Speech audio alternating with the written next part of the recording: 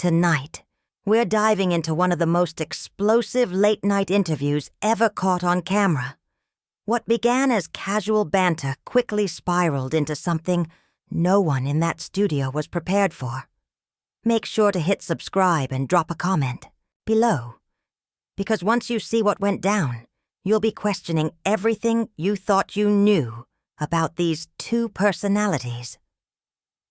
This was supposed to be just another routine appearance on The Tonight Show, starring Jimmy Fallon.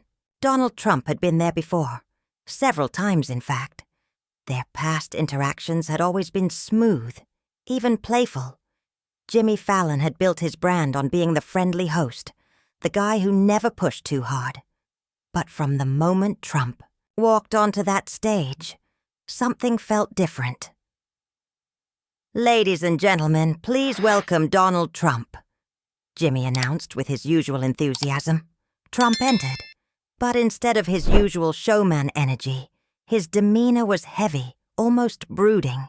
His wave to the crowd was quick, dismissive. He sat down like a man carrying something he was ready to unload. "Great to have you back," Jimmy said, smiling. "You look good. You look rested."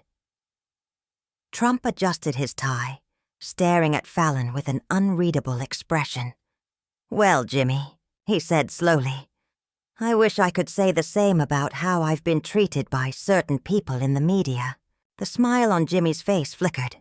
This wasn't the light banter he was expecting. "Oh, well, you know, that's just how it goes, right?" Fallon tried, but Trump leaned forward. "Because I've been watching your show, and I've noticed some things, some patterns."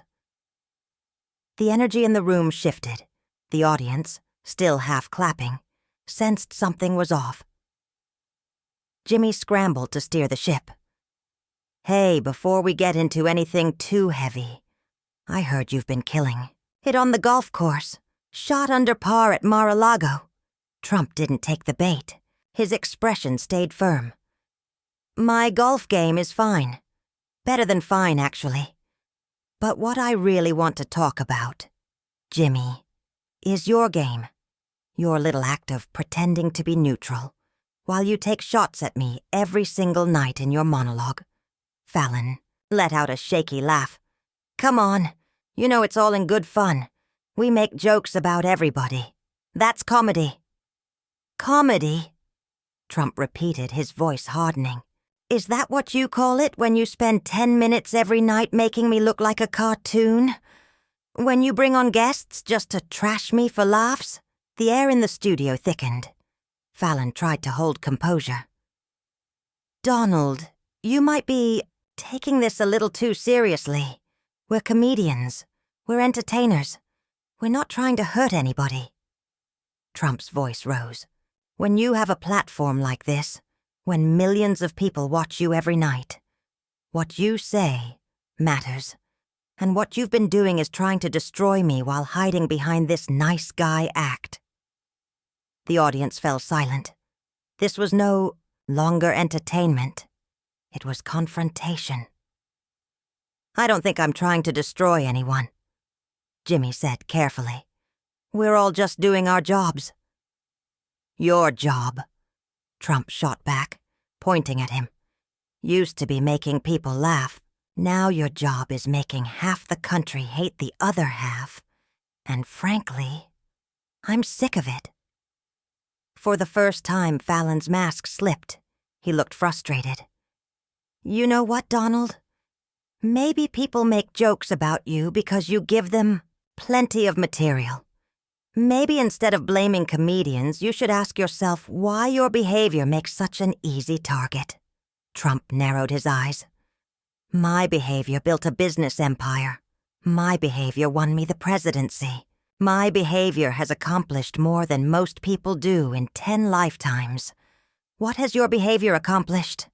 Besides mocking others for applause?" Fallon shot back, his voice edged with irritation. "Making people laugh is a pretty important job, especially when the world feels as heavy as it does. At least I'm trying to give people some joy instead of constantly whining about how unfairly I've been treated." Trump laughed bitterly. Joy? That's what you call this? Night after night feeding your audience division and poison. You're not bringing joy, Jimmy. You're spreading venom. The studio froze. Nobody laughed. Nobody clapped. Even Fallon's producers, watching from the control room, had to be panicking. This was supposed to be a safe, scripted interview. Instead, it was turning into a live powder keg. "I think you're being unfair," Jimmy said finally, his voice defensive now. "You're just looking for someone to blame. And tonight, you've decided it's me." Trump leaned back in his chair, a cold smile creeping across his face. "My problems. Jimmy, my problems are nothing compared to yours. Because your problem is simple. You've forgotten your job. You're supposed to entertain people, not preach to them. And now here you are, on your own show, getting schooled by your guest on what entertainment even means." The words hit Fallon like a slap. For a man who'd built his entire career on being likable, being told he didn't understand, entertainment was like being told he didn't know how to breathe. "You know what, Donald?" Jimmy snapped, his voice tighter now. "Maybe I have been too nice. Maybe I should have asked you the hard questions all along instead of letting you use my show as your campaign stop." Trump scoffed, shaking his head. "Hard questions? Jimmy, you wouldn't recognize a hard question if it bit you in that fake laugh. But go on. Ask me something real, something that matters. Let's see if you can do more than hide behind cue cards and comedy skits." Jimmy straightened, his voice cutting through the tension. "Fine. Let's talk accountability. Let's talk about how you attack people online, how you sling names like a schoolyard bully, how you push conspiracy theories, and then sit here whining that comedians are too mean to you. How is that not the definition of hypocrisy?" Trump's smile vanished. His eyes darkened. "Accountability? You want to talk about accountability, Jimmy? Where's yours? You and every other late-night host spent 4 years trying to convince America I was unfit for office. You turned your monologues into smear campaigns, night after night. You called it comedy. I call it propaganda. Where's your accountability for that?" Jimmy's voice sharpened. "We didn't spread lies, Donald. We repeated things you actually said and did. And yes, we made jokes about them. That's what satire is. It's been around for centuries." "Satire," Trump echoed mockingly. "Is that what you call it when you hire actors to dress up as me and make me look like an idiot? Is that what you call it when your entire monologue is one long hit job? That's not satire. That's activism dressed up as entertainment."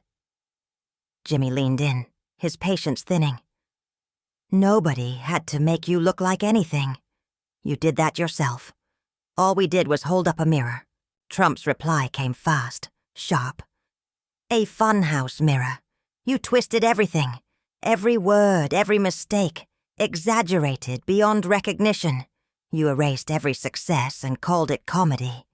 But it wasn't comedy. It was political theater. Don't kid yourself."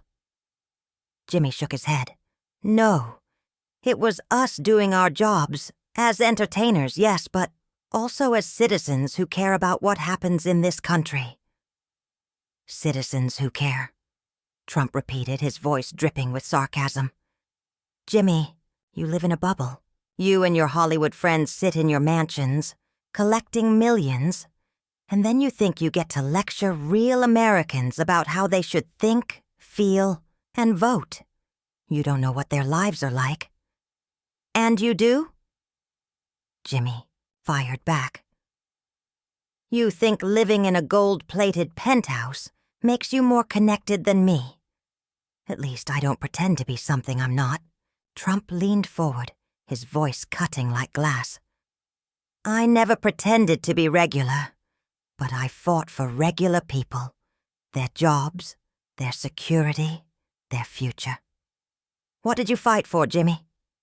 Ratings. The audience was glued to every word, caught between discomfort and fascination as the mask of late-night comedy slipped away. Jimmy's voice rose, charged with emotion. I fought for truth, for decency, for the idea that leaders, no matter how powerful, no matter how popular, should be held accountable, even if they're sitting right here in this chair. Trump laughed harshly. Truth? Jimmy, you wouldn't know truth if it was sitting here instead of me. You work in television. Your world is built on illusion, pretense, make-believe. And you, of all people, have the nerve to lecture me about truth? At least I admit when I'm performing. Jimmy shot back. At least I don't claim every word out of my mouth is gospel when half of it can be proven false. At least I don't attack people personally every time they disagree with me. Trump's eyebrows shot up. You don't attack people personally? What do you think you've been doing every night for years?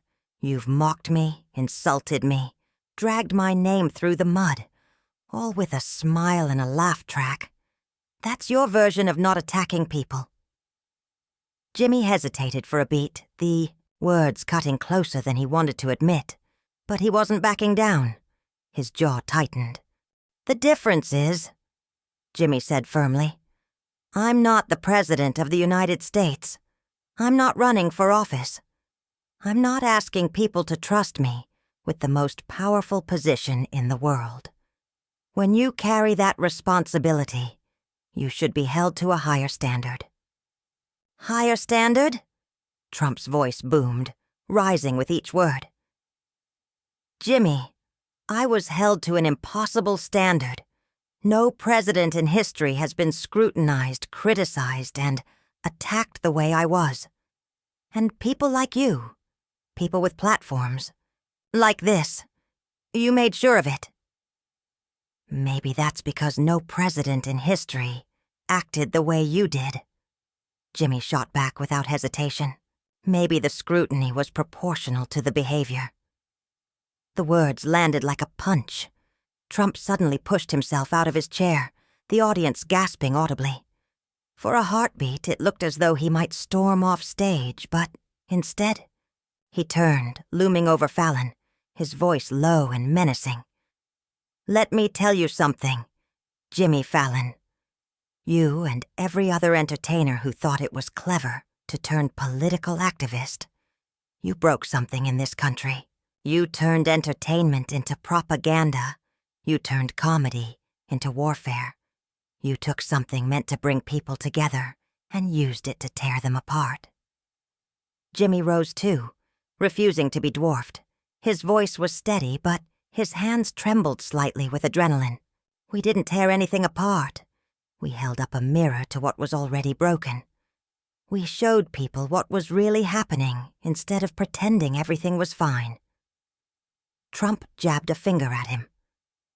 No, you showed people what you wanted, them to see. You twisted the truth, manipulated them, used your celebrity status to push your agenda, and now you're shocked that someone like me is calling you out. The two men now stood across from each other like fighters in opposite corners, the tension in the studio reaching a fever pitch. The audience sat frozen, unsure if they were witnessing history or a complete implosion of the show. Jimmy inhaled, deeply, then fired back. Maybe you're right. Maybe we did break something. But maybe it needed to be broken. The old way, where everybody smiled and pretended everything was fine, while real problems were ignored, that wasn't working anymore. So you admit it.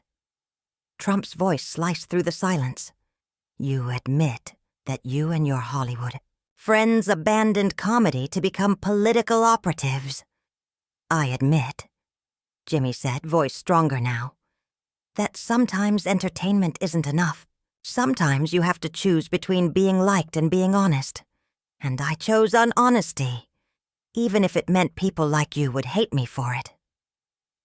Trump stepped back toward his chair but never broke eye contact. His voice was a snarl wrapped in calm. Honest. There's nothing honest about what you do. You take complex issues and reduce them to punchlines. You turn serious problems into cheap applause lines. That's not honesty. That's manipulation. And what do you call what? You do? Jimmy fired back. You tell people every negative headline is fake news. You convince millions they can't trust anyone but you. If I'm a manipulator, what does that make you? Trump didn't hesitate. It makes me a fighter. Someone who refuses to let people like you control the narrative. You want to attack me night after night? Fine, but don't expect me to sit here and take it like a punching bag. Jimmy shook his head, exasperated. This is exactly the problem. You see every joke, every question, every piece of criticism as an attack. You can't handle it. That's not strength, Donald. That's being thin-skinned. Thin-skinned, Trump roared, his voice rattling the studio. I've been attacked more viciously than anyone in modern history, and I'm still standing. I'm still fighting. I'm still relevant. How is that thin-skinned? Because right now you're proving it. Jimmy shot back, throwing his arms wide. You're on national television, raging at a comedian because he made jokes about you. That's not strength. That's a meltdown. The word meltdown detonated in the air. Trump's face contorted. Anger, disbelief, then something colder, almost amused.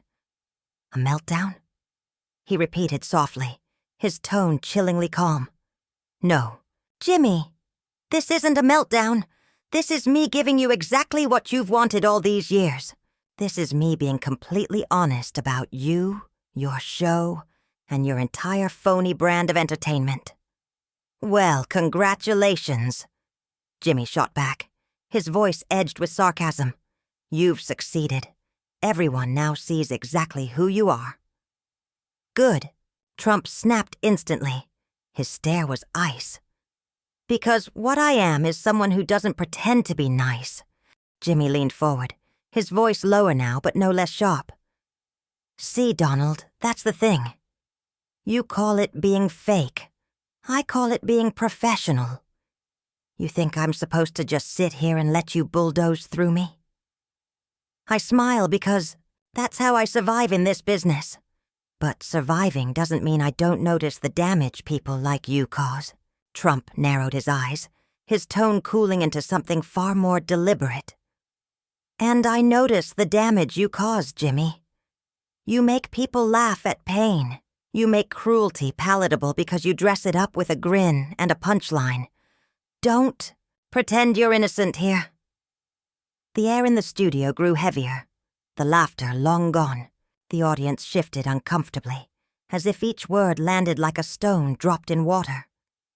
Jimmy exhaled, his composure finally cracking. Maybe you're right. Maybe I hide behind the jokes. But at least I own my flaws. You. His finger pointed at Trump. You turn yours into a weapon and call it strength. Trump sat back, his expression unreadable. For a long moment the silence felt unbearable. Then, with a grim nod, he answered, When I'm not feeling nice. What I really am is someone who tells you the truth, even when it's uncomfortable. What I really am is someone who fights back when I'm attacked, instead of just taking it with a smile. Jimmy sat back down, suddenly looking exhausted by the intensity of the confrontation. You know what, Donald? Maybe that's the real difference between us. I still believe that being nice matters. I still believe that treating people with respect matters even when you disagree with them. Being nice matters when it's genuine, Trump said, also sitting back down, but remaining tense. But what you do isn't nice, Jimmy. What you do is fake, nice.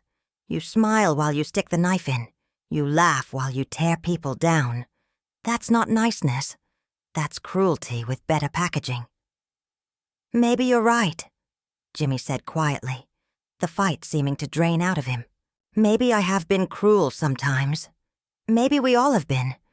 But at least I was trying to hold powerful people accountable.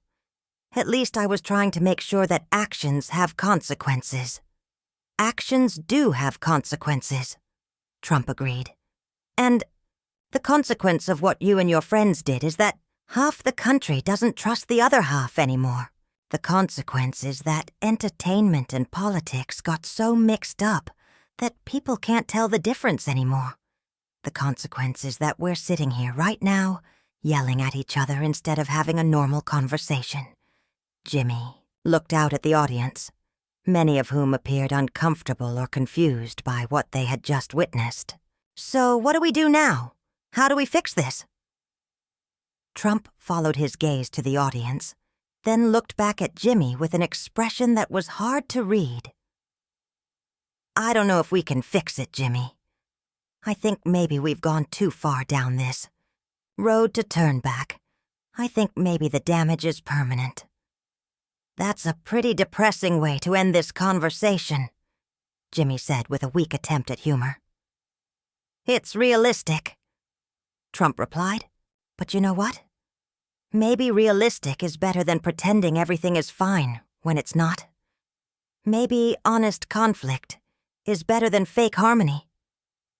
Jimmy nodded slowly. Maybe you're right about that too.